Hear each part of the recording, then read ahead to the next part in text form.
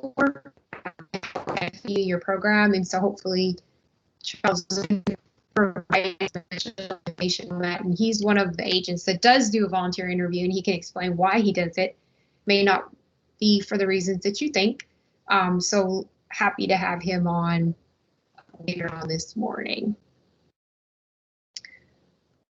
So just to make sure everybody can see my screen, all right. So right now I've got the new agent orientation schedule displayed. Can everybody see it? Yes, I can. Yes, ma'am. Yes. Thanks so much. Okay, so position developing needs-based volunteer job descriptions for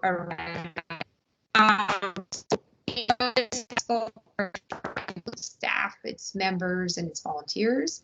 And we know that using those volunteers that you have throughout your community can help you fulfill the needs of your community and also help your program grow. We've talked about last week how our volunteers are a vital part of our organization and how they can strengthen our extension programs and they can make us more efficient and more effective. But we need to put those volunteers in the right roles. And this is one image that I often use when I'm talking about volunteer positions and matching volunteers to roles. It's that square peg in that round hole. And so what does that signify? It signifies that sometimes, you know, we have a volunteer and we have a position open and that volunteer is just not the right fit. And so going through and developing, you know, position descriptions, but also taking the time to interview and get to know your volunteers so that you can put the right peg in the right hole. And sometimes, like I said, they don't always fit the current positions that you have, but there potentially is a fit for them within your organization. You just have to find it.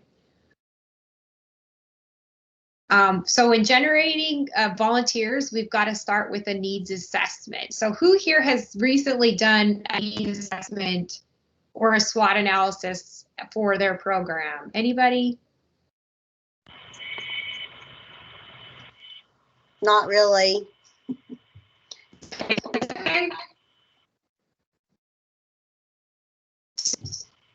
Anybody else? No, I haven't. Have y'all ever done one previous to when you were with 4-H? Anybody ever been in a organization that's done a needs assessment or a SWOT analysis? Anybody? No, not me. Okay, that's okay. Well, we're going to talk about it. We're going to do a couple activities together just to kind of get an idea of how one would work and how you could implement it in your program. So before we start generating volunteers and recruiting volunteers, we've got to assess the needs that we have. So where are volunteers needed in your organization? What programs are you needing to grow? What programs are you needing to develop? You know, where are you spending a lot of your time during the day? And so some of those tasks that you have could essentially be given to volunteers. The great thing about having Charles on this call later today is that when I visited his parish, and when I've visited his parish a few times now, there's always volunteers present and they're doing various things. They're helping, you know, organize programs. One time he had a big training in the evening and he had a volunteer in there going through organizing all the materials and him with paperwork.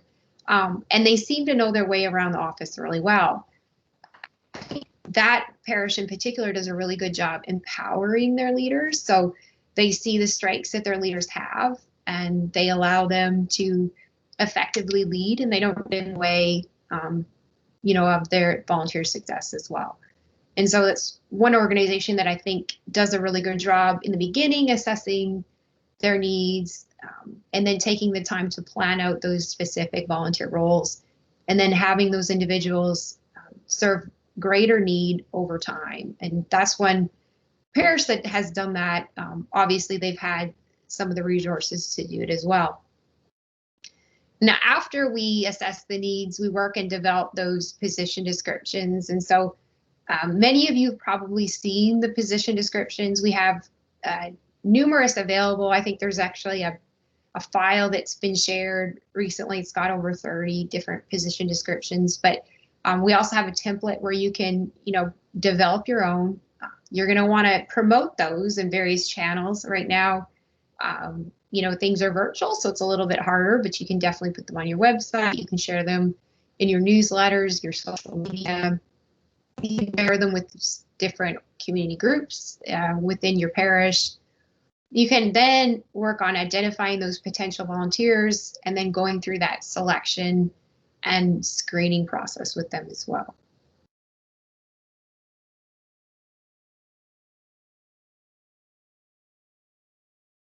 All right,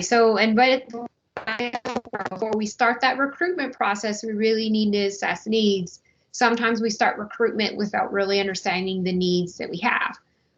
So in order to do that, we have to do a couple of activities. First, we have to start with a SWOT analysis. So a SWOT analysis is where you identify the strengths of your organizations, right? The weaknesses, the opportunities, and the threats. And so the strengths are going to be the advantages that you have. That could be resources, that could be benefits. So maybe for example, y'all are new agents and you're coming into this organization with your own unique talents and skills. Brittany, as a former K through 12 educator that's very good with tech. So there's some additional benefits to having her now at EVR. Just for an example, then with your weaknesses. So these are going to be those obstacles or those different kind of stumbling blocks, those things that are in the way of your programs being successful. And then you've got opportunities. So these are maybe untapped resources in your community. Maybe you have a large Rotary organization that's looking for opportunities to give back or to engage in other nonprofits. Or those threats, so those like looming and expected problems. So right now, we know the threat. We've got COVID, so a threat would be another lockdown or another phase 1 where everything goes back to essentially a virtual environment. But then that's also creates an opportunity, because if everything goes back virtual, then there's more opportunity for 4-H to be innovative with its educational programming. And that's often the way that things work. Sometimes those threats actually become opportunities and vice versa.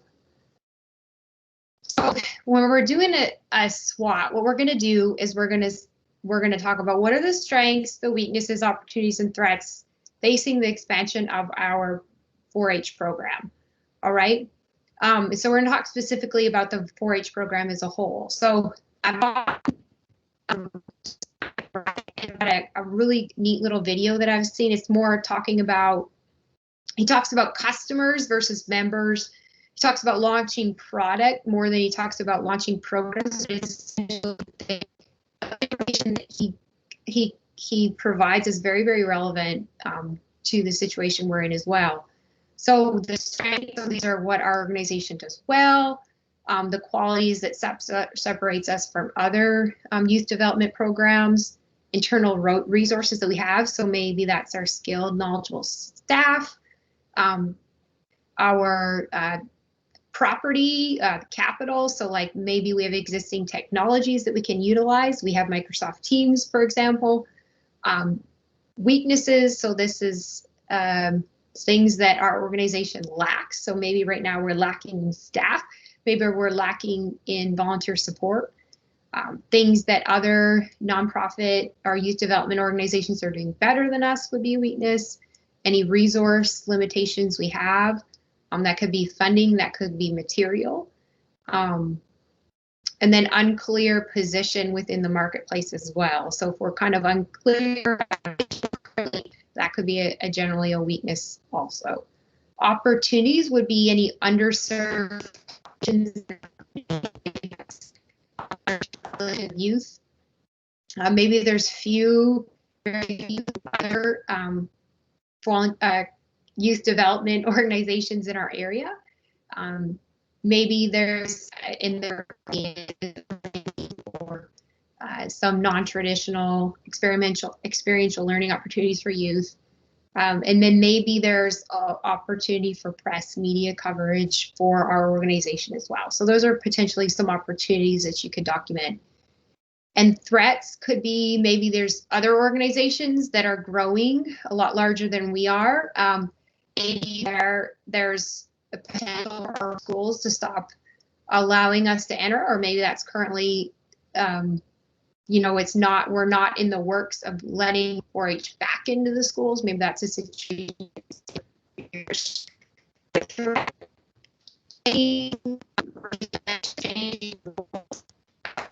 back from going through phase 2 and then phase 3 due to the pandemic. That's definitely a threat as well. Press or potential media coverage, even now, parents and our youth. So those are all different threats that exist for us as well. So we're going to do this SWOT analysis. We got 10:22, so I think we have a little bit of time. I wanted to show you this video that talks about like 15 minutes of it. Oops. So I'm going to switch here. Megan.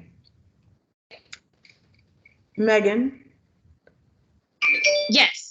I don't know if anyone else is having trouble, but you're breaking up pretty bad. I don't know if anyone else is having trouble hearing you. Yeah, I just put it in the chat. I'm having a lot of trouble hearing her too. I thought it was maybe my internet.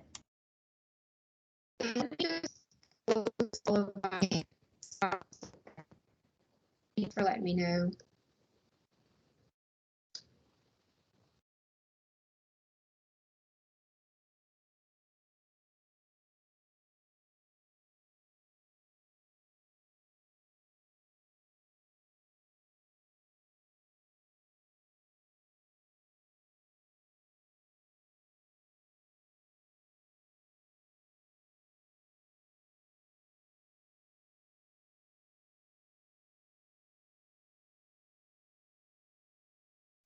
How is it now?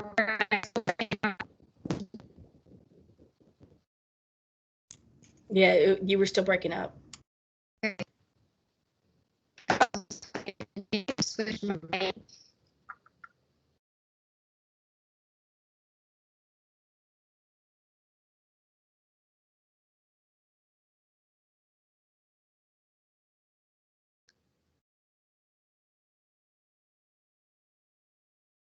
All right, give me one more minute to just close a few things to see what's getting in the way of my internet here. Just give me one more minute.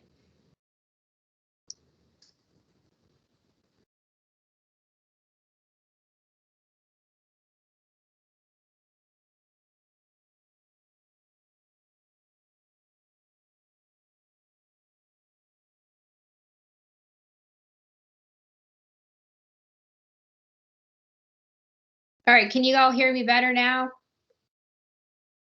Yes, much, much better. Okay, perfect. I'm just going to close my camera so you won't be able to see my face, but that's okay. Let's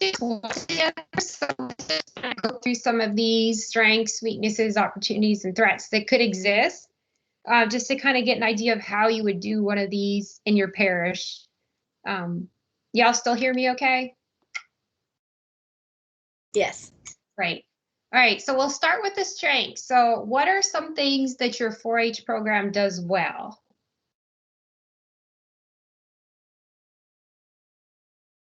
Or what are some things that you currently have, qualities that might separate you from another youth development organization, maybe some talents and skills of your staff? This is Megan in Bienville. We have a wonderful relationship with our school system, as well as our police jury. So we have lots of resources, which is fabulous. Awesome. Perfect.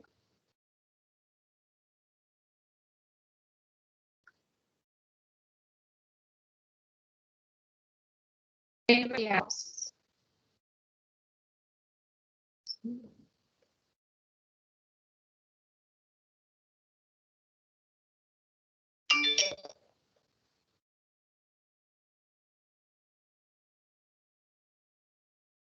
I know there's more strengths than this. Here in the office, we have people who are very, very knowledgeable of the area and the people, basically can understand how the people are going to react in the parish before they even react.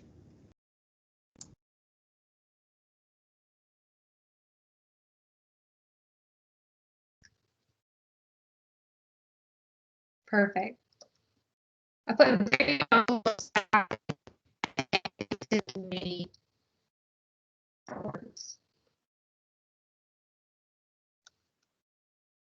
Anybody else? So what are some strengths? I would say for our parish, we always have good ideas of Okay. different programming.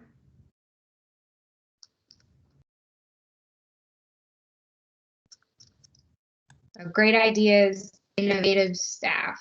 That's good. Staff here are experienced working with children.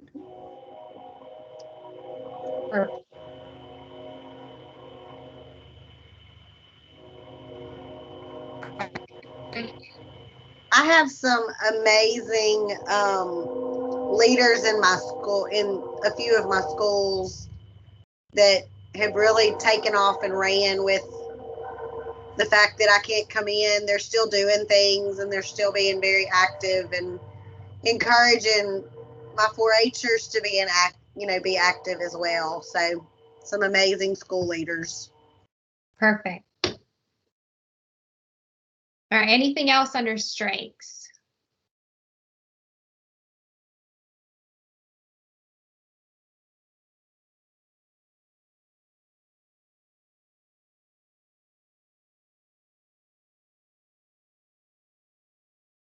Okay, well, that's a pretty good list. So let's move on. Let's talk about some of our weaknesses now. So these are going to be our organization lacks, maybe things that other organizations do better than us, and funding, materials, maybe even space. So what are some of our weaknesses? This is Megan in Bienville. We have a brand new staff. Like, we have no one that's been here more than 6 months. No administrative assistant. Nobody. It's me and the FCS agent, and we both have started since August. And our administrative assistant just left. So it's just 2 brand new people that neither one of us are even from the parish. So it's been a big challenge, but to be in. Making the volunteers more essential, but then also making it harder too. You know, managing volunteers is difficult. Yes. We have a lack of male volunteers in Grant Parish. Perfect. Okay. I would say that's like not, I don't think you're the only parish as well. So it's a good weakness to put down here. Any other weaknesses?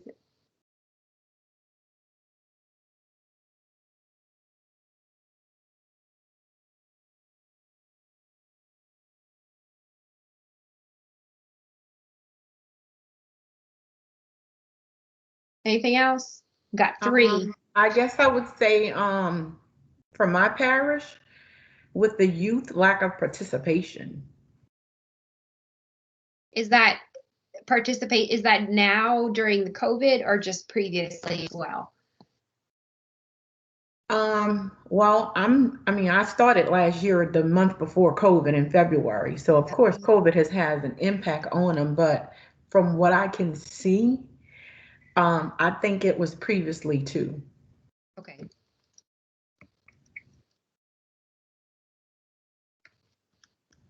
And okay, and you've got school clubs as well in your parish? Yes. Okay, just want to ask that. Great. Okay. Mhm. All right, any other weaknesses?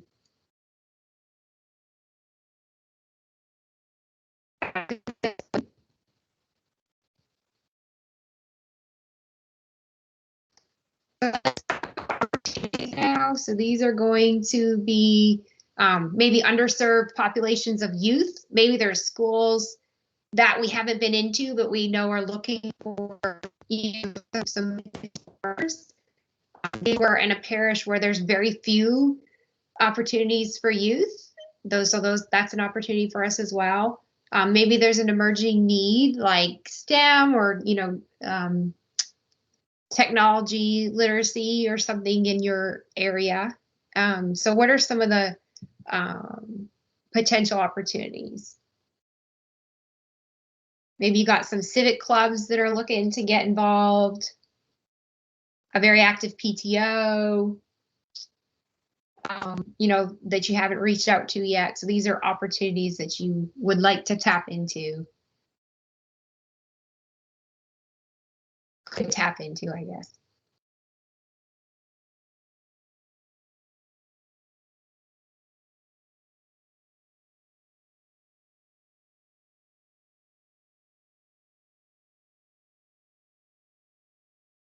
Anybody? I'm thinking. Yeah, I know.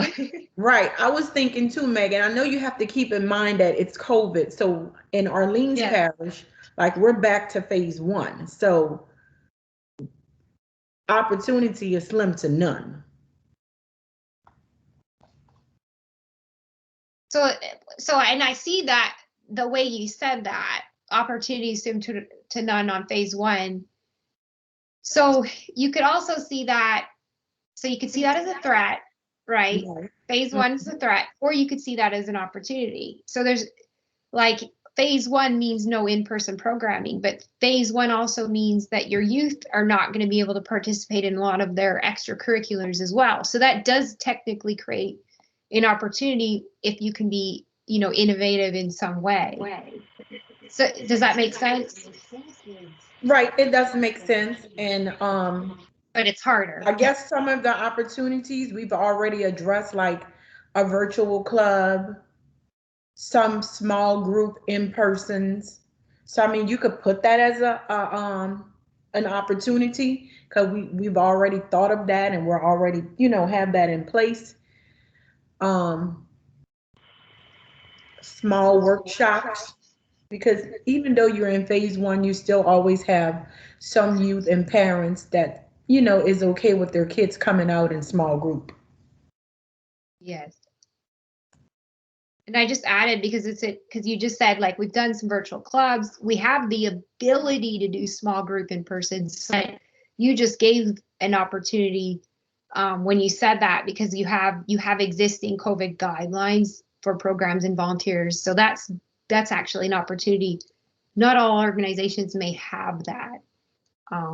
In saying that, I understand it's a very difficult position to be in. So did I say everything you wanted to say, Alicia?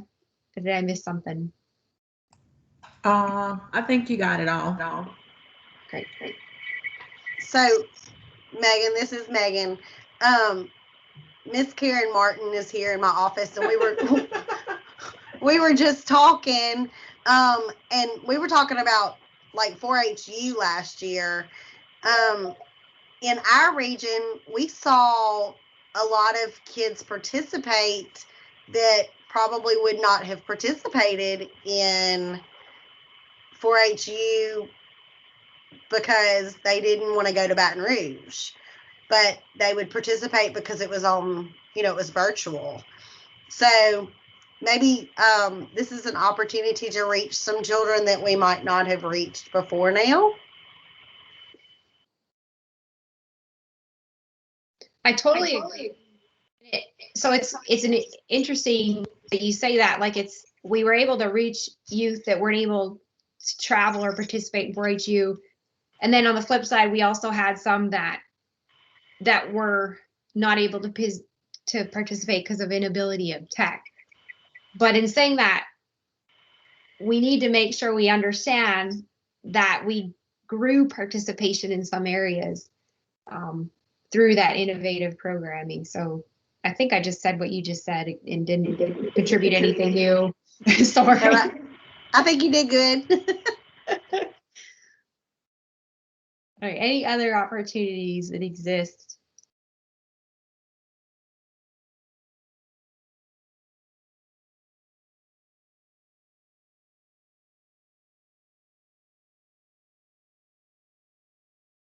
All right, well, we'll move on. So these are going to be maybe you're in a school and then there's this new program that they're trying to put in place, maybe pushing 4-H out a little bit. These are just examples. Moving into these different phases, phase 1, phase 2, phase 3, back and forth obviously creates threats for us because it changes our guidelines. So that's another thing. Maybe changing attitudes of our parents or our youth. Maybe our youth are looking to do other things, or there's other programming that they're more interested in. So what are some of the threats?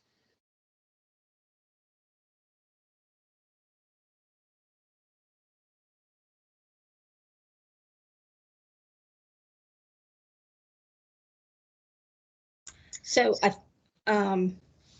don't know if this fits or not, but because of COVID, numbers of enrollees are down to fractions of what we would want them to be. So to me that seems like a threat of losing the program altogether. No, it's definitely a threat. I put COVID because COVID's the threat that has caused that, has reduced enrollment numbers significantly.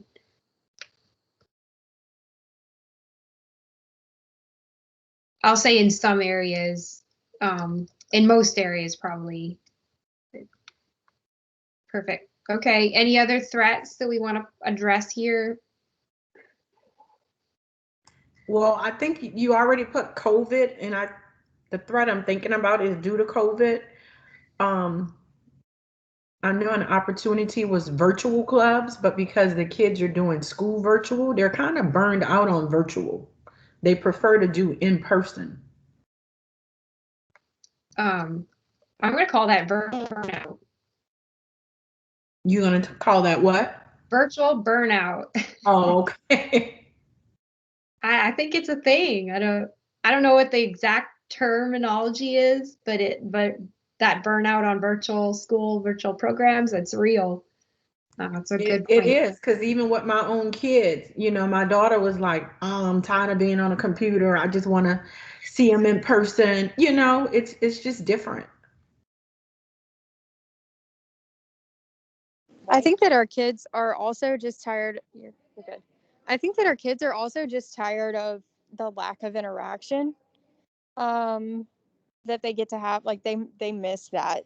They miss getting to do things and be out of the house. And so I think that virtual burnout is 100% real. It's a 100% a problem.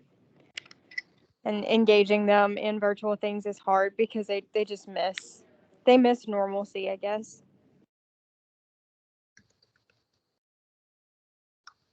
So you touched on something right there that I think I'm going to put here. I think that like mental health is a thing. So like there's the lack of connections, there's boredom, there's depression, I guess, caused by the lack of connections and the burnout.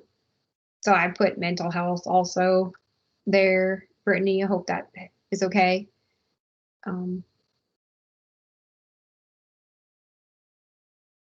Anything Yeah, else? you're good.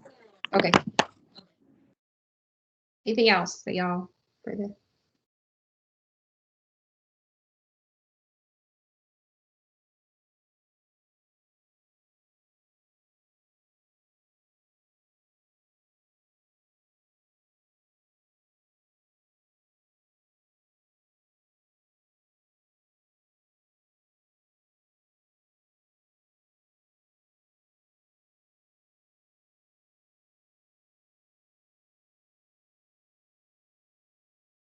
All right, so we'll move on then. So we've got some strengths here, some weaknesses, some opportunities, and some threats.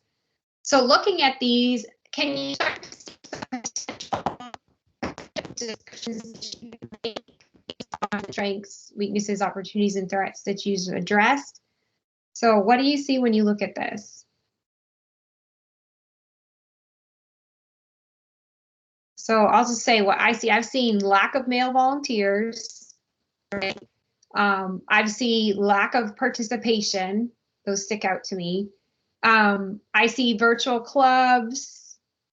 I see mental health issues.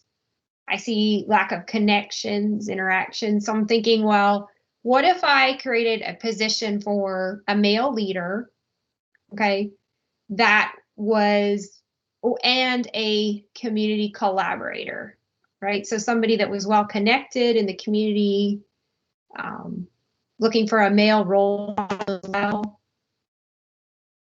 Any other potential opportunities that you could see from this SWOT?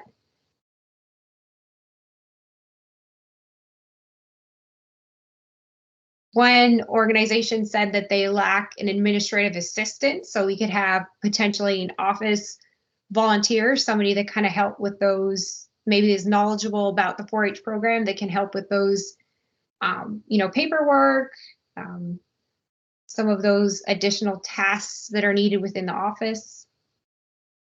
There's also lack of participation was mentioned. So if I think, well, I need to probably market my program a little better, potentially somebody that helps with us with marketing, maybe I recruit a volunteer that helps with recruitment. And that's specifically what their task is. Is there anything else that y'all see from this?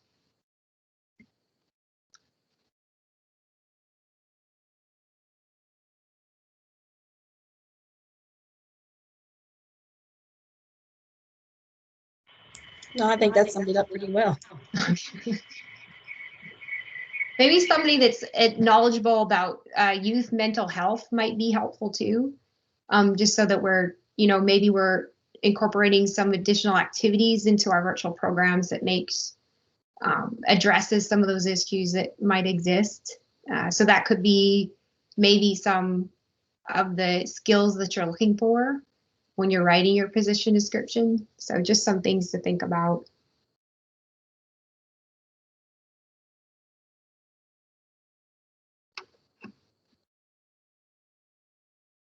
All right, I'm going to share this slide.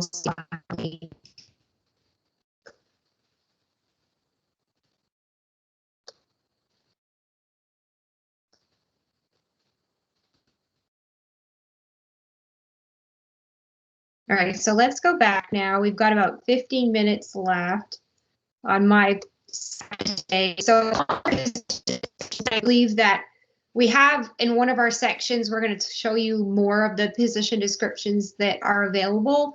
And we're going to work through in drafting a position description as well. So within those volunteer position descriptions, you want to have obviously your title, the position itself. You want to have the description of the duties that the volunteer will perform. You want to have like the time and the length of the actual position itself. So how many hours does that volunteer need to contribute to that role? Monthly, even weekly. So needed skills. So we just talked about, maybe a volunteer that has some knowledge of youth mental health. Maybe a volunteer that has a background in K through 12 education, maybe a volunteer that is good with technology, good with marketing, good with social media, just some examples. Any potential licensing that they're needed and required, that should be included as well. If there's an education requirement, be sure to include that. If your volunteer is going to be driving, they're going to need to pass a background screening. And so that statement needs to be included.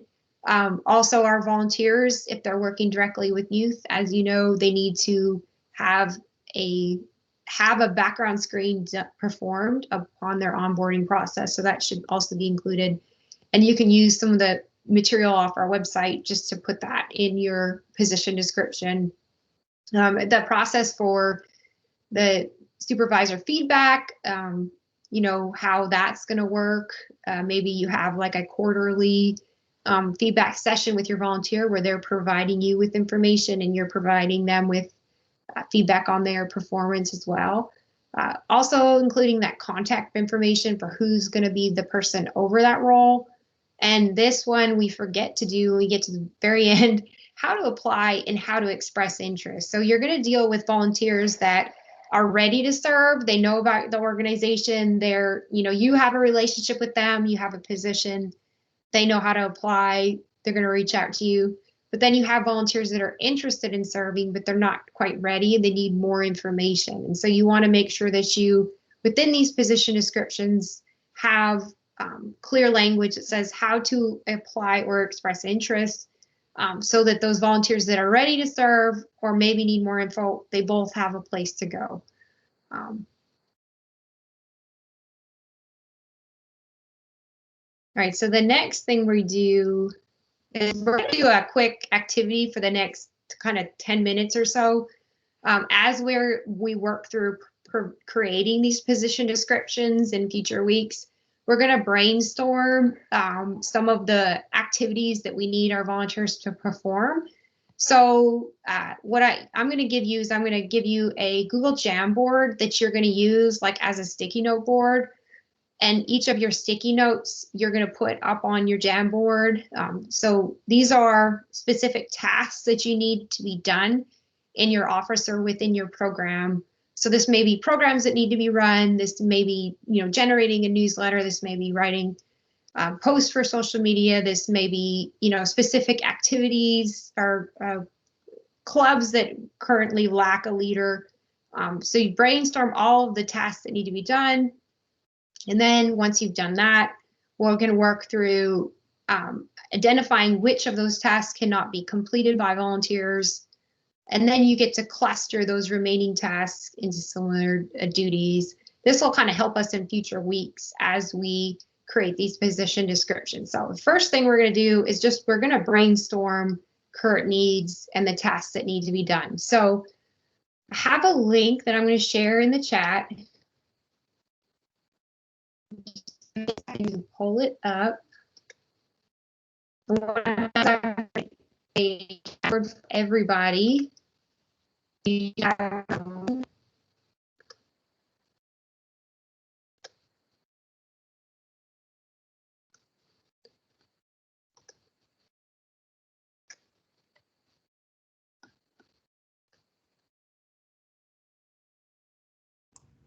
Megan, did you say you were putting the Jamboard in the chat? Yeah, I'm just going slow because. Oh, that's okay, because you started breaking up again at the end. I was just making sure I heard you correctly. And I don't know if it's PowerPoint that's causing it. This is one of the reasons I don't like to use PowerPoint. I feel like it just draws in. But anyway, all right, I shared the Jamboard link in the chat. So if you guys want to click on it and what you're going to do, all right, you're already on it. I'm going to share my screen to kind of show you how to navigate it. So you see at the top, there's 1 through 6. So just navigate. Yours. There's Brittany's number 2. Eva's 3. Ashley's 4, and Grant's 5. He's got livestock show today, but he'll do this activity this afternoon on his own. So what you're gonna do, find your Jamboard and say, I'm gonna work on Brittany's real quick. So what are some tasks that need to be done, programs that need to be developed, managed, or problems that need to be solved? So just think about those. You've got a couple options here. If you've never used Google Jamboard, you want to use the sticky notes. Say Social media marketing, just an example. All right, oh, I see leader for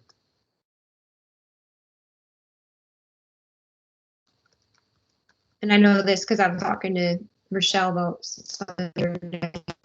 Just kind of an idea of some of the tasks currently that need to be done, programs that need to be developed or managed, problems that need to be solved. So go ahead and just brainstorm in the next, 9 minutes or so and fill up your board. Has everybody been able to navigate to theirs? Yes. Okay, I'm gonna close my PowerPoint.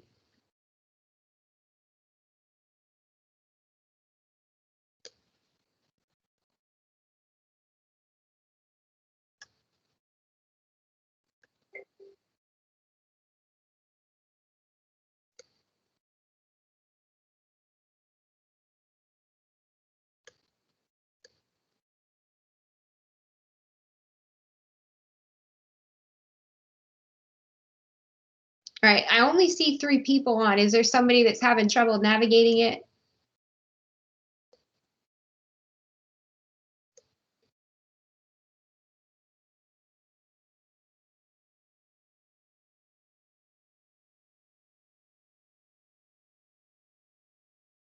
All right, I'm gonna give you a couple more minutes and we'll, or I'll give you, you have 7 minutes, but I'm gonna shut my screen off for a few minutes and then I'll come back on and look. All right.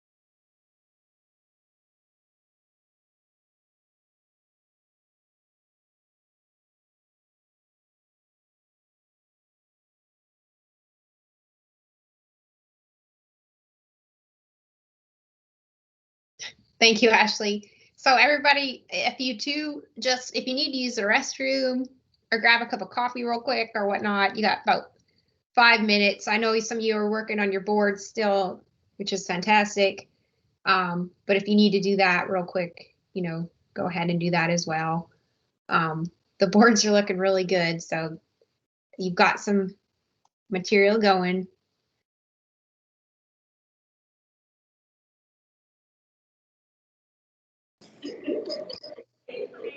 Hey, Megan, I wanted to let you know I'm not ignoring you.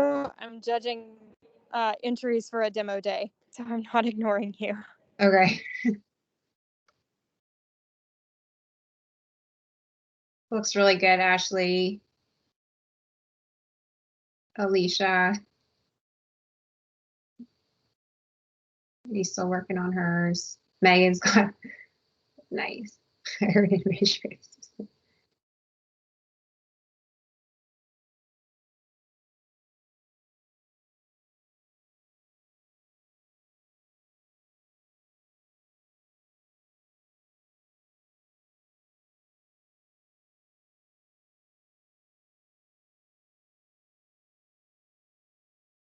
We will definitely discuss these during the training. Not today, but we will, unless we have time today. But I believe Charles is going to be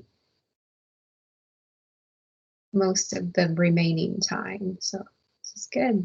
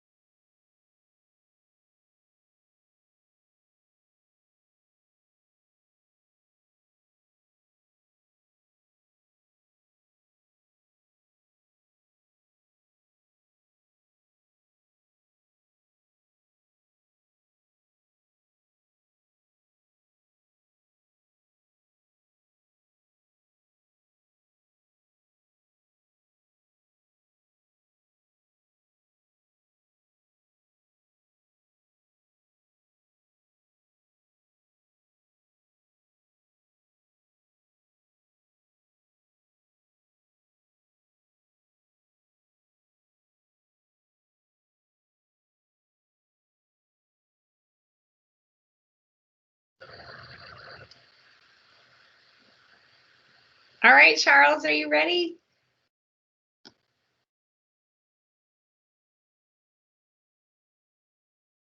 You're muted. Yep, I'm ready. Okay, great. So Charles has a great presentation prepared. He's going to talk about the volunteer interview and several other things, or why we do volunteer interviews and what they're used for. He did have an article that he shared that I'm sure all y'all read, that he's also incorporated as well. And so they've got a great program at Lafayette Parish, and I know I've talked about it already, but I think their program does an excellent job when it comes to utilizing their volunteers and providing them with leadership roles, developing the two-way communication with them, and putting them in the right positions. And so we're happy to have him today. And Charles, I guess you can get started and find your PowerPoint and whatnot. Okay. Give you a moment to do that, and I'm always here in the background. Okay. First of all, thank y'all and welcome to the LSU Ag Center as co-workers. I know we haven't spent much time together, so even those of you that have been here almost a year, we probably have not met officially. So I am Charles Hebert in Lafayette. I've been employed with the LSU Ag Center for 27 years. So I've been in the same parish that I was hired in for that duration. So I'm going to go ahead and pull up my PowerPoint and we'll get started on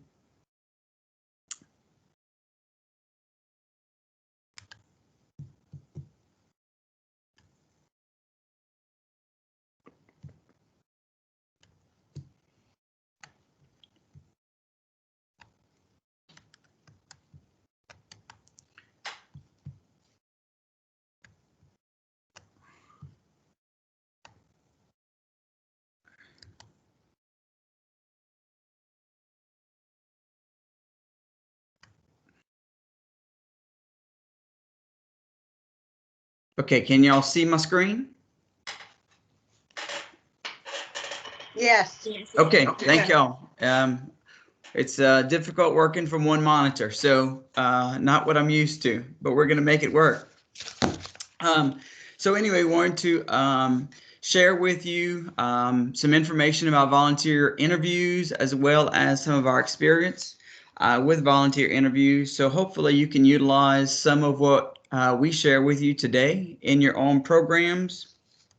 An overview of what our goal is today, what we're going to try to do.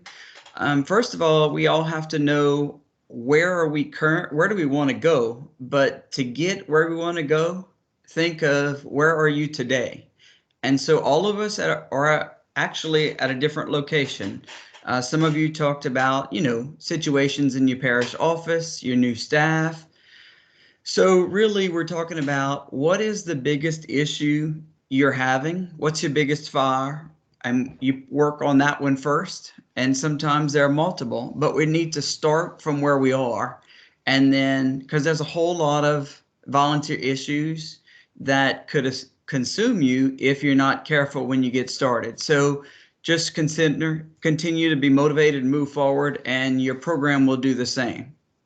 The objective today is, my goal is for participants to increase your interviewing skills.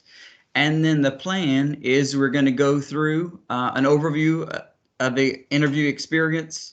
We're going to review the research that was sent out, and we're going to tie that research, which was not on interviews, it was on actual volunteer evaluation, back into the interview. Learn the interview process. We're going to go through the top 10 interview tips, and then you'll conduct an interview. Either you will be the staff person conducting the interview, or you will be the volunteer being interviewed, and then we're going to reflect on that experience. I was not sure if all of you have reviewed the volunteer policy, and I just wanted to at least put this on the screen. This is the LSU Ag Center's Policy Letter 23, which really is the scope and role of all volunteers enrolled in our program or actually volunteering in our program. So I would just recommend at some point in time, y'all go back, look for this. If you can't find it, I did send it to Megan so she can attach it after and send out to y'all, just so you become more familiar with that. So in preparing for this session on interviewing volunteers, I would like for each of you to think back to a time when you were actually being interviewed or going through an interview. And was there anything in there that that made you either feel stressed or uncomfortable? And Megan, if you could, I'm going to ask that they share their information in the chat once they are finished, because I have one screen, so it's not as easy if you could do that. And once you are finished, if you could share with us what happened, what occurred in that interview that may have made you uncomfortable. So I'll give you all about a minute to think about that and or respond in the chat.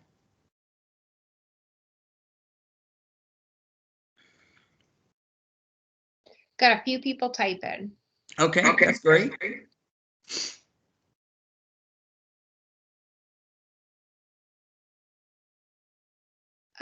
Alicia says a number of interviews.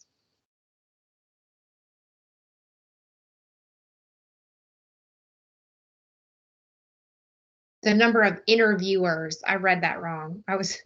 The number of interviewers.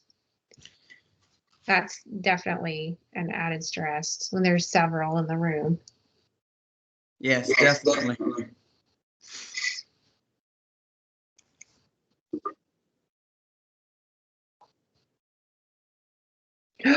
Megan said that her internet went out in the middle of her interview. So interview problems. It was storming. Wow. And Well, like 2.5 hours into my interview, it just shut off. So it was awful. But I still got the job. but that was wonderful. Congratulations. I'm sure someone called you on the phone would be what I hope happened immediately. Well, they did, and then my Okay. internet ended up coming back up, and I finished the interview and all that, but it was quite stressful. Okay, any other Yes. examples? So Ashley said that she interviewed for a server position when she was in college. The owner came up to her and asked one single question out of the blue. And when I couldn't answer what DOARS was, I was not even 21. He said he didn't have time to train anyone and I wasn't needed. I'm assuming that's a beverage. It's a whiskey, apparently, yes. Okay. Wow. It's a brand of whiskey. Yeah.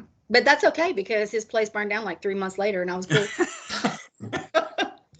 How to ruin somebody's confidence and not allow them to learn anything from an experience. That's sad. I'm sorry for that. Brittany said, I was called in and asked if I was pregnant. I was not, and told that was supposed to disclose when was asked when I intended to become pregnant. I walked out. Yeah, I'm glad you did because that is a violation. Violation. Yeah, any HR code. So and that, good for you. That will be tied into this interview as well, because we'll need to do the same thing working with our volunteers. But as a group, thank y'all for sharing. Are there ways that you think as an interviewer that you could have prevented those situations from occurring, or what could you have done differently? And I understand, when your internet goes out, that there's not a whole lot you can do to manage that. I'll share it with you. I know Megan knows.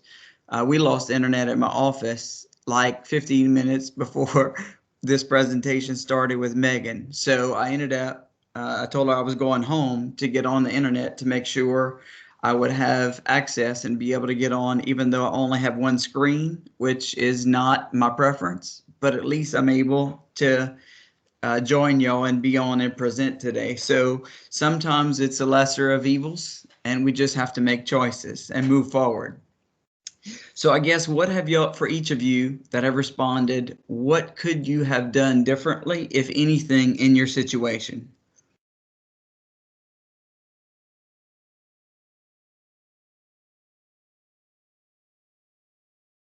So while they're responding, I was just going to say, and Charles knows this, I locked my keys in my car during my interview, right before my interview with the Ag Center. But I'll say that because I had planned ahead, like I had done a lot of things early, and I was, for whatever reason, I thought I needed to make more copies of my presentation. I didn't. But because I had planned early, I was able to get an Uber to take me, to get to the interview, and I was still early. So I'll say being proactive kind of helped. But all right, still waiting for some responses. Megan, I did the same thing. Okay. I locked my keys in the, I locked my car, and all of my stuff for my interview was in it. And Esther actually came out to try to help me. And there was nothing I could do except call the police and have them come and, jimmy my door open.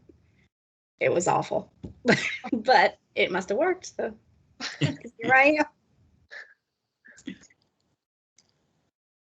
Yeah, realize the Ag Center's a lot of friendly people that are willing to help. So that's one thing, regardless what parish you travel through in Louisiana, there's always an extension agent somewhere around if you get in a bind.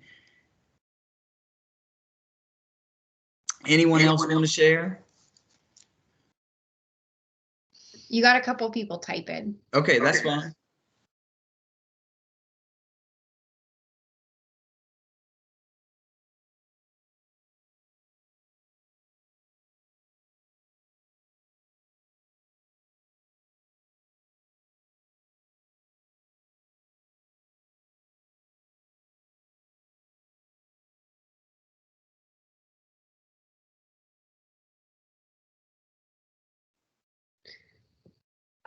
Megan says, not sure I have any pull with God and him sending a storm, but if you wait about 10 minutes, the weather will change.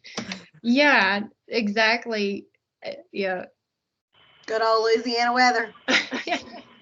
Mississippi's that way too, but I find Louisiana is even worse.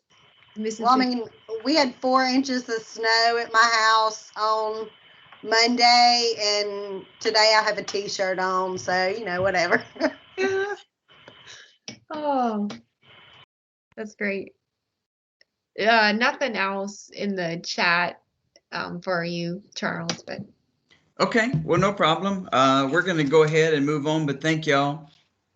I just want y'all to keep that in mind as we move forward. Now that we've reflected on an interview you've recently been through, realize we're going to tie that into how you as an agent, a staff member, can make that interview a positive experience for your volunteers. So keep those suggestions in mind, which I talked about, because it's very important that we create that positive environment for our volunteers so they feel comfortable and want to commit to the organization to help out. So this is a quote, but you must be the change you wish to see in the world. Realize that we are working through our volunteer programs. And for us, that we need to be positive and motivate others, whether that be 4-H members or our volunteers, for them to know that they have the support they need. So the interview is a potential volunteer is a critical step in the total involvement of our program. Interviewing is just one piece, but is essential in trying to determine the assets the volunteer has, and you're trying to coordinate that skill with your program needs. Interviews will be potential volunteers could be conducted anywhere, really, in an office, in a home, or in a community like a restaurant. But just realize you want to be a little more discreet and be private, not at a counter, not at the entrance of your office. So you almost want to have some privacy to truly have a conversation. And that's really what an interview should be. It's getting to know the potential volunteer, so they learn more about you and your program. So in turn, you're going to have a better relationship with them, because communication is going to be the key moving forward with your program. So, I mean, like, for example, a couple of places they should not be held, on a sidewalk, at a contest day in the middle of a hall of a school, at a horse show or livestock show. Realize we want to be focused and taking that opportunity to meet that person. So based on the article that Megan sent out, a focused interview study of 4-H volunteer performance appraisals, this was the article that was sent last week, and realized in the results, these volunteers had anywhere from 3 to 30 years. They served in a variety of roles. The ages were anywhere from 25 to 65. This was a very small total pool of only 14 people. But all the volunteers expressed a desire to know the extent they were doing a good job, and they wanted the staff to let them know how they were doing. So realize they care and they want to be a helpful asset to your program. So we have to continue to evaluate them, whether that's informal or formal evaluation. And I'll tell you that 6 of the 14 had a poor performance appraisal in the past, whether it was on their job or it was a volunteer role, and that wasn't specific. In addition, the discussion was the practice include an accurate position description, the goals and objectives, the specific steps, and how they were going to achieve those. An evaluation process reviews the past, analyzes the present, and plan for the future. And they want to do a good job and want the best experience for the youth that they will be working for. And this was a pilot process, and they should all be that way, implemented gradually and ultimately for each individual to be successful. So in the conclusion of the study,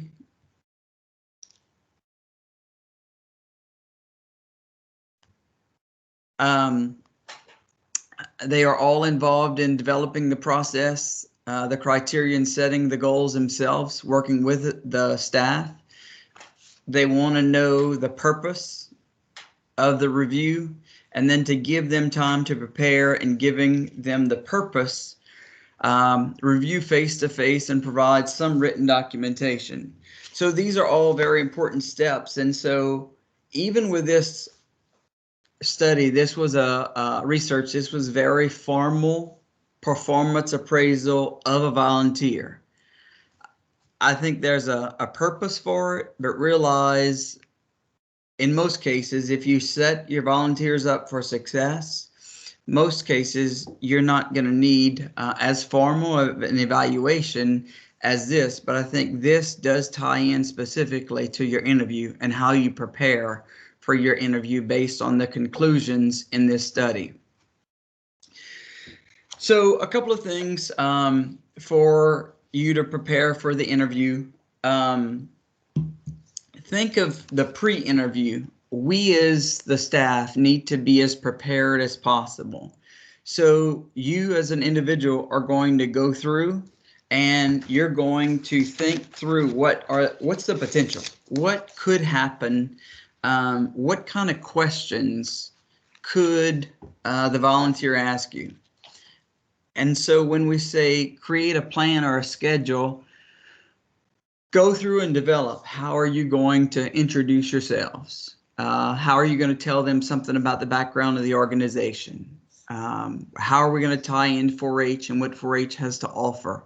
So almost that elevator speech that we should always have ready for anyone that asks, what is 4-H and what we can do?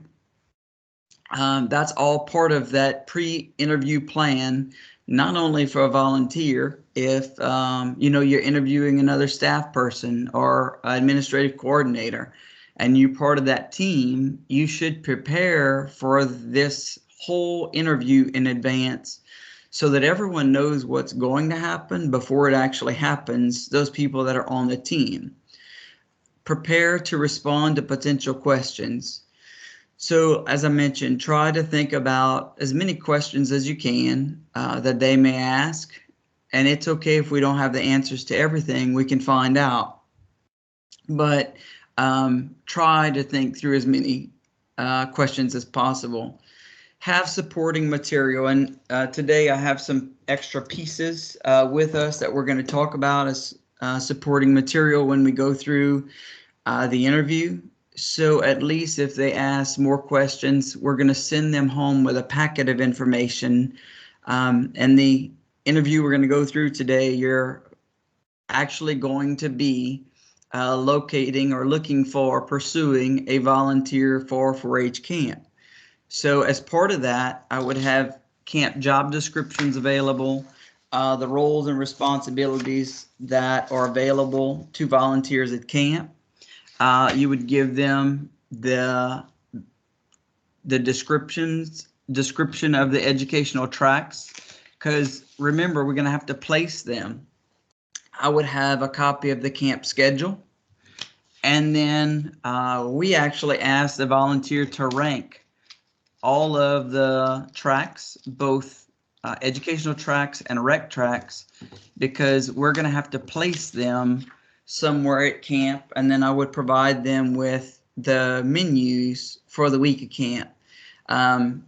So those are all pieces of that supporting material. So when they left our office for an interview, they would have all of that, and then they could refer back to that with them. So there's no way we as agents can remember all of that. So we found it's a whole lot easier to let them leave with a packet of information. And in most cases, they either had a child or a grandchild that was going to camp. So they were somewhat familiar, but now they had it all in one location. And avoid any distractions. So, if you're doing an interview at your office, I would ask the secretary to hold our calls so we don't have disruptions during the actual interview itself. And if you know of something, so for example, if you have a kid that's having car trouble and you know that before the interview, I would let people know that they're stranded. I may get a call and I may have to tend to it. If you don't know in advance, it's okay, but be honest with the person interviewing so they don't think you're leaving to avoid them or part of the interview. So it's just part of that two-way communication that I talked about earlier. And that's all part of pre-interview. Then we get into the next part of this, which is the interview itself. And where this is during the interview. So we want to make sure that in most cases we want to have a job description, but in some cases we may have just met a volunteer and we may not have a job description ready, so they may not know what we're doing or where we're headed, what we're searching for. So you may have to have, I'm going to call it a get to know you session, a networking meeting, to learn more about the volunteer, and they can learn more about your program. And then you're going to try to almost a needs assessment. You're going to try to meet their skill set with the needs of your volunteer. As we begin with activity at the beginning of the presentation, realize we want to make sure the volunteer feels comfortable. And based on some of your own experiences, we have all been through some experiences that we did not feel too comfortable. So, and realize things happen. If it's weather related, if it's you locked your keys in a vehicle, that all adds more stress to you, the applicant that's volunteering. So if the agency is calm and helps you through the process, you're going to be more willing to volunteer with that organization. Express appreciation for their interest. Even though they're not placed in a volunteer role, just being there and offering to help you is a big first step, because a lot of people, we're all a little fearful about an interview, but realize, I don't want to say it's not important, because it's very important. But I look at that as really a two-way conversation to get to know them so we can network and better place them. Then explain the step-by-step and the roles, the deadline, dates, and details. After the fact, when will you get back with them? How long will it be before they know anything? If you're interviewing several people, well, they may not know that day and you may not be able to make that offer, but that's still part of the process, that we communicate clear expectations and timelines to those individuals. And after the interview, take time to reflect on your notes. Then place the volunteers, all the notes in a file with their application so you know where that is, especially if you're going to have to go back to it so you know exactly where that is. And then you're going to follow up with that volunteer in a timely fashion based on your conversation with that volunteer. I guess, do any of y'all have any questions before we move on? If not, I'll go ahead and continue. The next part of this is interview tips, and you're going to get a sample application. We're going to talk about that for 4-H camp. That's who we're looking for, is a camp volunteer to be with us on a normal year, which would be a week of camp. So our goal, as I mentioned earlier, is to match a volunteer skills and interests with the 4-H needs. So all of us from parish to parish are going to have very different needs. In Lafayette, we have 3 4-H agents. We have almost 60 4-H clubs. And so on a normal year, we have about 1,500 4-H club members, and then about another 2,500 school enrichment, which will be most of that school gardens. And we work a lot with master gardeners, help out with school gardens. So with 8 to 10 schools, realize that didn't just happen on that scale. We started with a pilot, and it's 1. And then now we've grown to 10 schools in 11 years. So realize placing all those people is very critical, that we're placing people in many cases that their child or grandchild, and these are master gardeners, attend that school. So they already have a connection with either the principal, assistant principal, or teacher. So realize we don't have to do an orientation. They know those people in some cases better than we do, because the school garden teacher may not be the 4-H leader. So realize we're trying to match that volunteer's skills and interests with our program needs. Set aside a special time to talk that's good for both parties. We can call this an interview, but it's really a networking session. Communicate our specific plan. Conduct a conversation to get to know each other and establish a relationship. And then, as I mentioned, we're assessing the skills, abilities, and the suitability for the job we're looking for in those cases where we have a description. Some cases we may not, if we meet a new volunteer that just wants to find out more about our program. But then we would develop that after if we're looking or we find a match. This allows the applicant to gain knowledge about your program and where your need for help lies within your program. We talked about two-way communication. It's essential for your volunteer and for your program to be successful, and to determine the needs of the volunteer. What do they need from us as an organization? We know if they're going to be working with youth, they're going to have to do overnight chaperone training or risk management. There may be some additional trainings they need, but we have to, there's other awards a volunteer can win in 4-H. Are they driven and want to apply for awards? Some are not even interested in awards, but to determine if they are, because some will apply, some won't apply, some that's not even an interest. So we just have to know the individual volunteer and figure out how do they like to be recognized. Some it's more private, some like more public.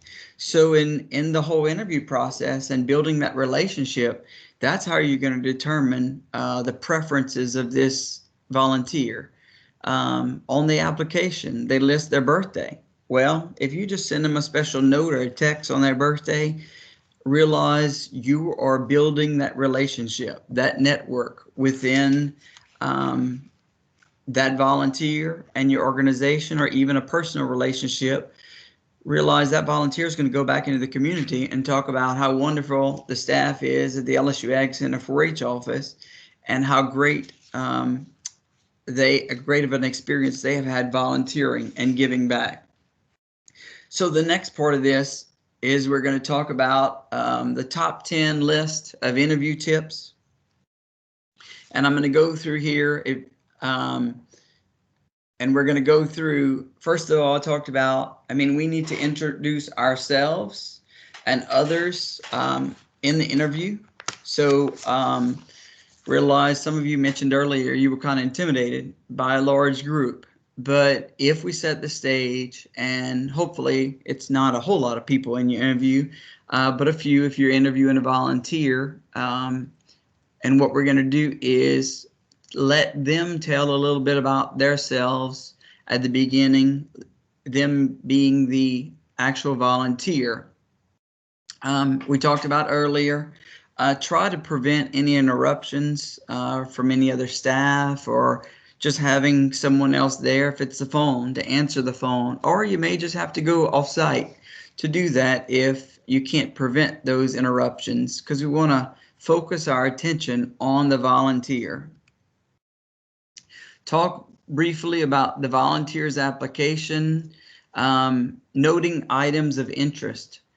There's a whole lot of paperwork, both with an agent and with a volunteer, but you want them to know you've at least read through their information and you know something about them. You know what their interests are, hobbies.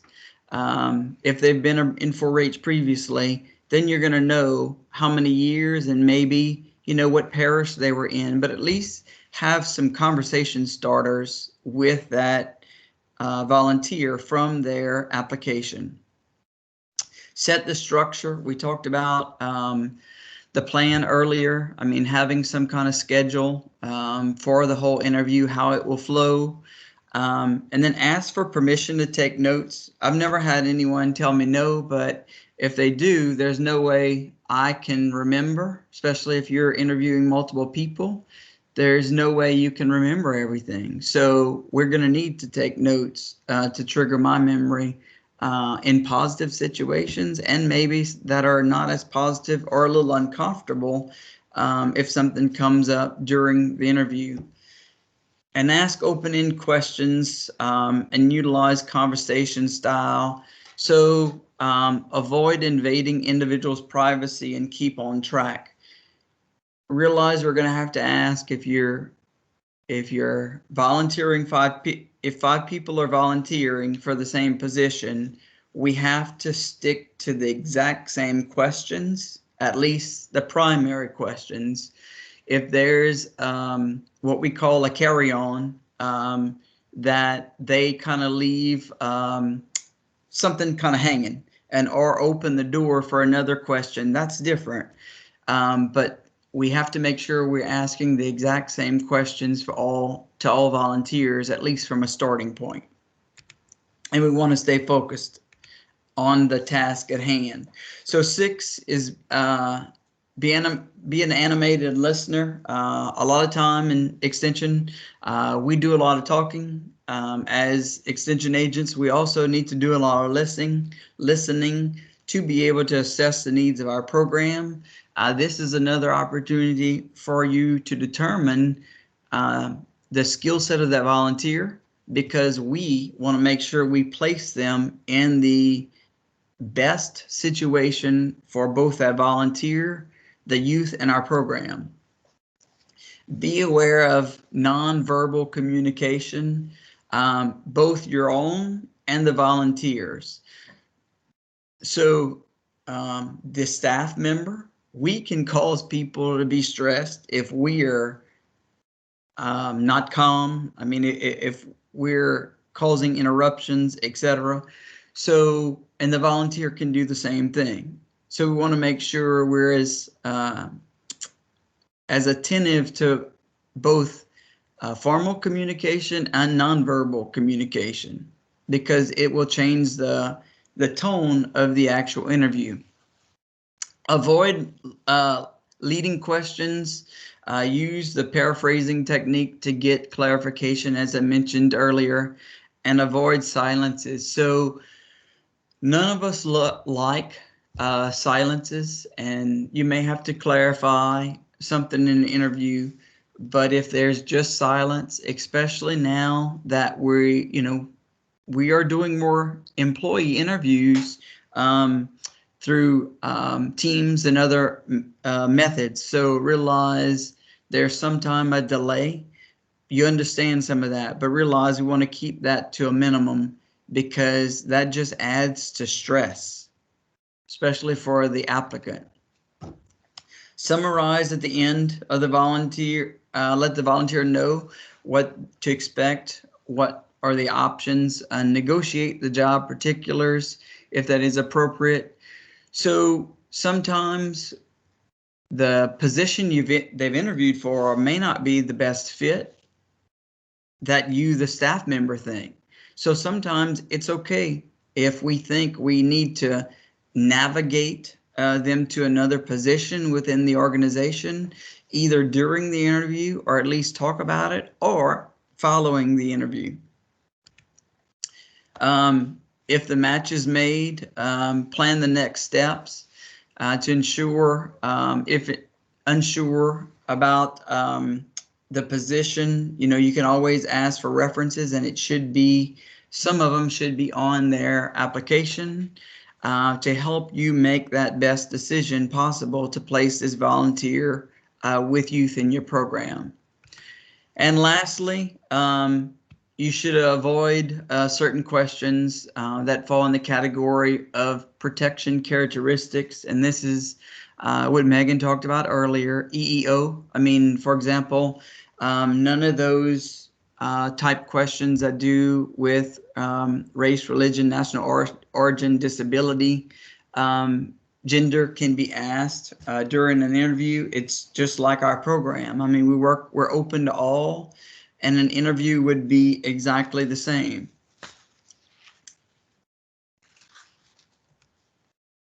Okay, so this is what we're looking for. We are looking for a summer camp 4-H adult volunteer. And if you haven't seen this before, this came out of the last time we had camp. So 2019 camp handbook, which is referenced in the end of this.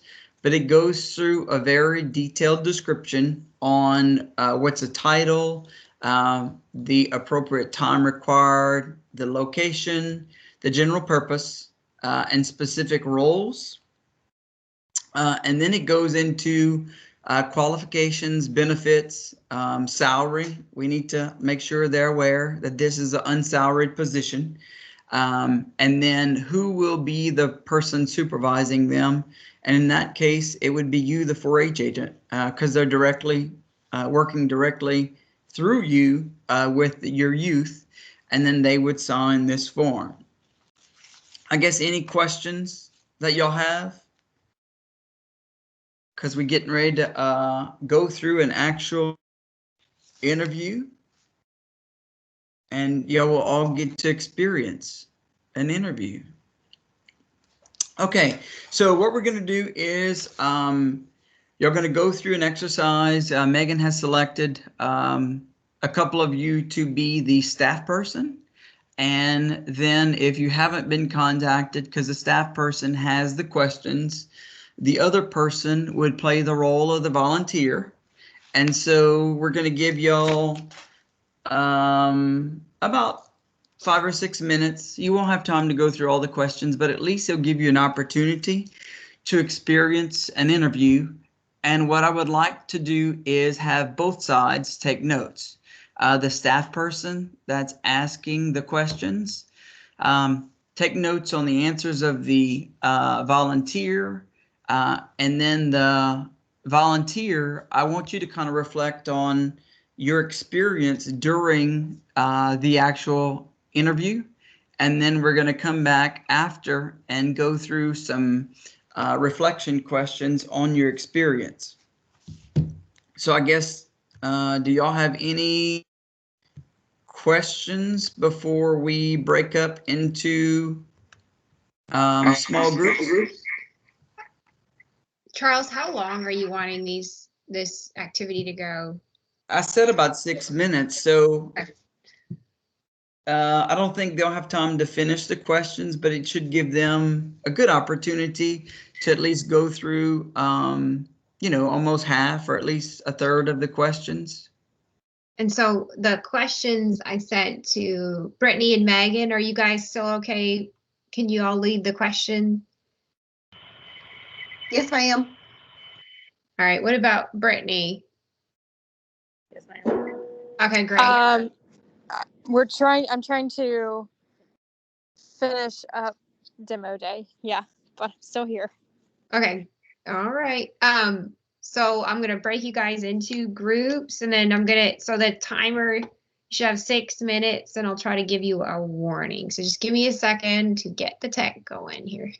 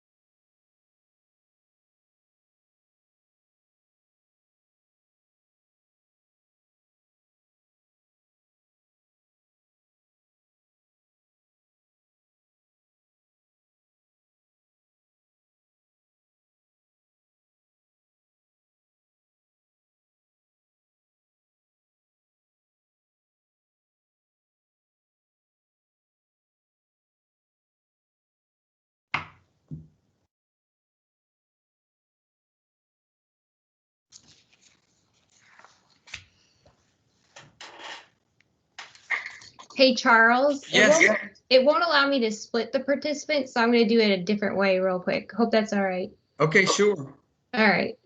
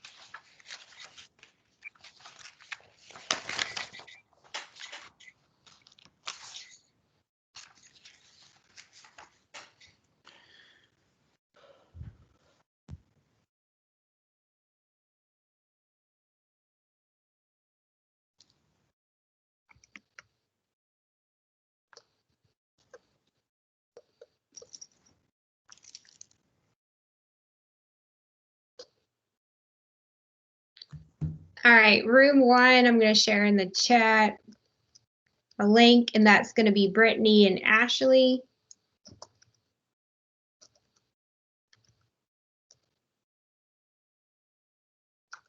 All right, there you go. That's room 1. And then room 2 That's going to be Megan and Alicia.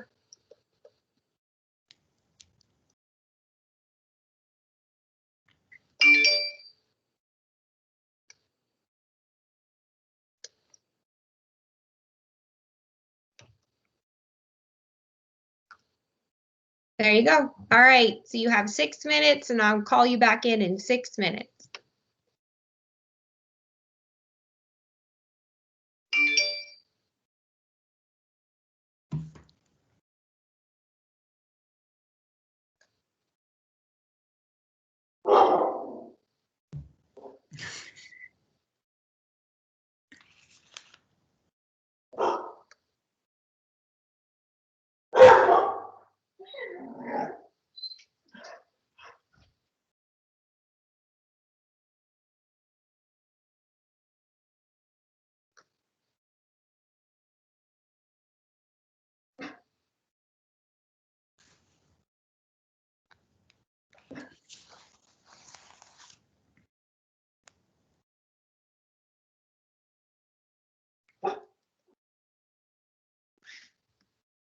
Is everything okay? Oh yeah, it's just my dog. I'm just checking on the rooms. On my end, I failed the tech today. Sorry, but it's working, so I guess it doesn't Okay, matter. well, that's good because it's very difficult to go back to one laptop computer. Well, I'm gonna go float through these rooms real quick, but I'll be right back. Okay.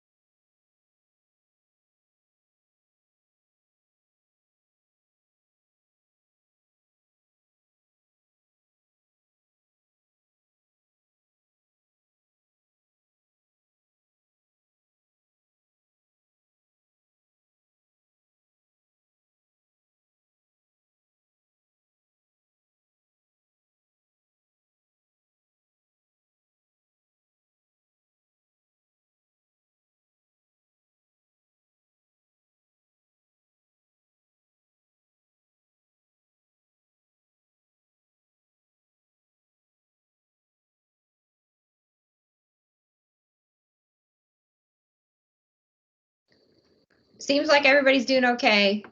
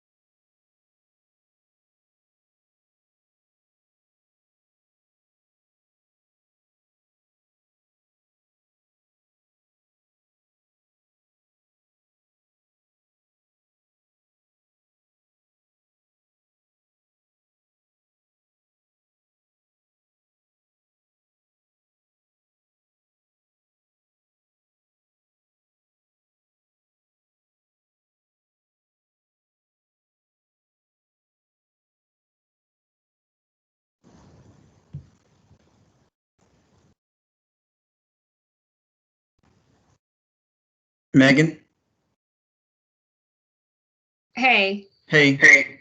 I'm gonna call them back in then. I think that one group just took a minute to get organized, but they found their questions. So if you think so, I'm gonna call them back. Yeah, I think so. I kind of checked in both as well and listened in, and I gave them a positive comment. It looked like they were doing great. So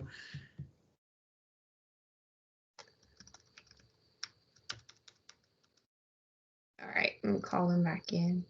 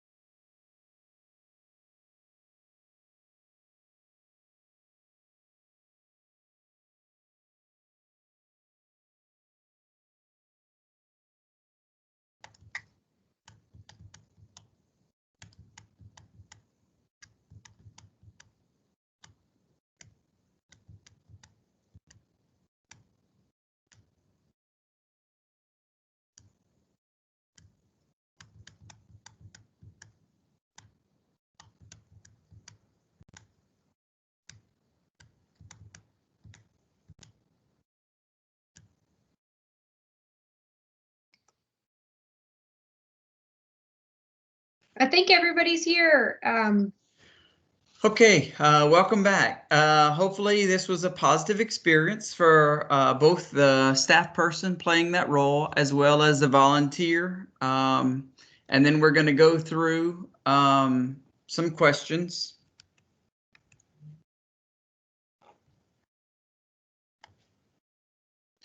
Okay, so I'm sure y'all are familiar with experiential learning model. So that's what we're going to tie back in. If you haven't, you will be before you finish New Age and Orientation as well. But y'all can either share in the chat. I mean, the group is small. You can share with your mic if you choose to. But a couple of questions we're going to begin with. Tell me about your best or least favorite part of the interview, which was this activity. And anyone can begin or share.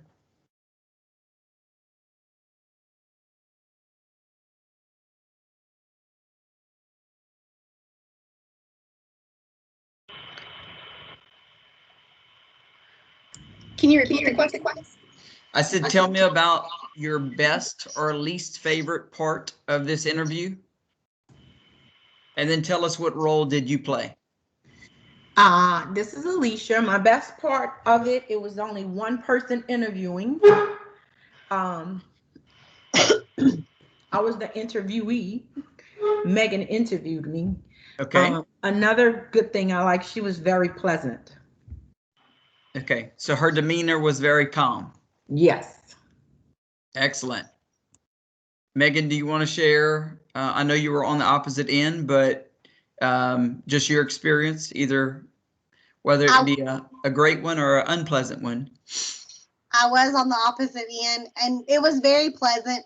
And I mean, even though this wasn't the objective of it or whatever, I feel like I got to know Alicia better. And so I thought it was a very pleasant experience, because now, you know, I feel like I know a little about her instead of just seeing her on a Teams meeting. You know, right. I have a little more experience, experience. Right. So I thought it was a good. Okay. What did you learn while doing this activity? How do you feel or what did you learn about yourself? And we'll go to the other room with Brittany and Ashley.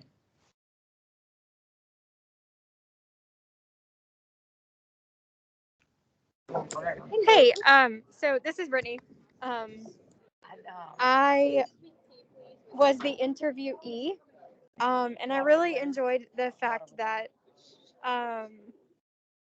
Ashley took the time to, after I told her my answer, she took the time to have a conversation with me. And that's really important when you're trying to get to know volunteers that you want to be good volunteers, is to get to know them and make sure that, you know, they're comfortable and make them feel at ease. So yeah, Ashley, you did a really awesome job. I appreciate it. Thank you. And I actually just kind of want to piggyback because when you're interviewing or being interviewed, it can be very stressful. So I'm going with what Alicia said. I'm glad there was only one of us, because walking into a panel of 5 and 6 people, it can be very daunting. But also the interviewee, as the interviewer, I wanted her to know that I could relate to her and that, you know, we kind of shared some experiences so that she would be more comfortable and more likely to go ahead and join in. Okay, we're going to go through the process, and then I'm going to skip down to the third question on here is, what new questions do you have about yourself and others for the next time you do an interview? Based on you going through this experience.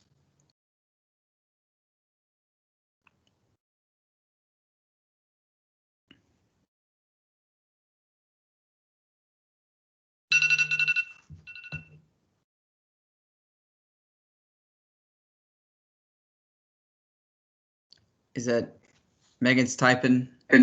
Yeah, Megan's typing. She said, Okay. how would you address changes that you think need to be made to your program?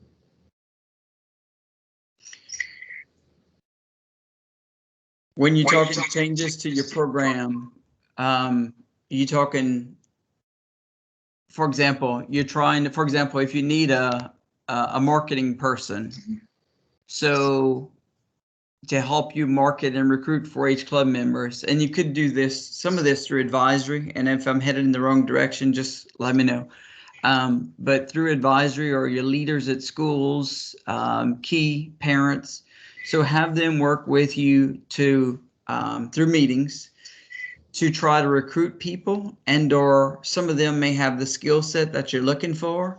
So the biggest key in this whole thing is recognizing and trying to utilize the people that are currently in your network to build that network to expand.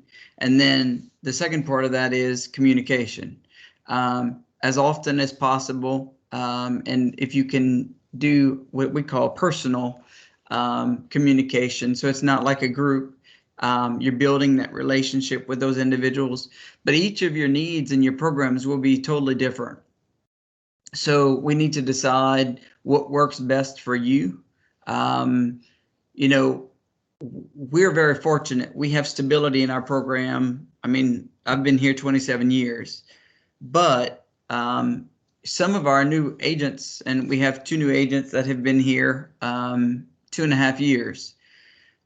They were really, in the beginning, almost a little intimidated by some of our volunteers that are truly middle managers, because they knew more about our program than the agents. But those people are no harm to anyone. They're just there to do that task. I mean, we had a bookkeeper. I mean, she probably came into our office about 200 hours a year. She had her own office at our office. So I said, don't worry about her. Just get to know her. She's a great person. She knows, you know, she's got her job description, so she knows what she has to do. And then she would print out all our reports for foundation meetings, get all the board, the budgets in advance. So it depends on what you need and where you are and the potential resources in other volunteers that you have in your community. But get some people to help you that are currently involved in your program to assess those needs. Utilize your strengths and weaknesses as well.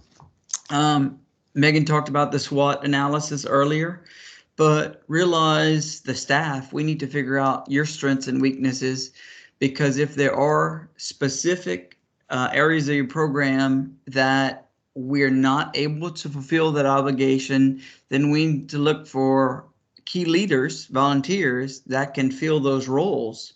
And we don't just want to look for opportunities that we don't want or don't feel comfortable doing. So we have to make sure we match their skill set to the need. And I mean, I know something, a project area. I mean, I wasn't too comfortable with shooting sports either in the beginning, but we've come a long way. And we have over 100 kids in shotgun. Well, I've been trying to find a coordinator now for 10 years. And now that it's that big, we don't have anyone that's going to sign up. So I've become that person. And I don't think we're going to ever find someone to coordinate it. We have a lot of great coaches, but I mean, I redid the job description and it's very detailed and probably too detailed, and no one's going to commit to doing it. So just realize some things we're going to have to fill that role and help out the volunteers that we do work with us, because they're very involved. But I just want to make sure that all of you understand that we may not find that the specific person we're looking for, but it is something we'll just have to work through. And I listed some other questions, but we're going to go ahead and go to the bottom of this. I guess, how can you use what you learned in the future? And y'all can either just comment and we'll conclude there for future situations.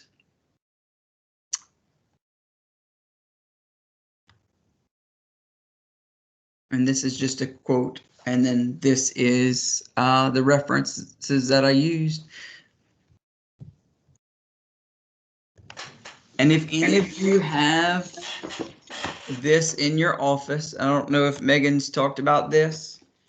Yeah, we've only had one session so far, so we Oh, have okay. not. No.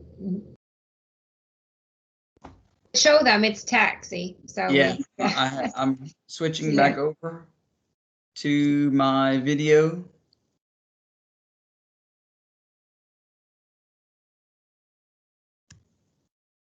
Yeah, then I don't know if every office has that, but if you do, that taxi material is good material.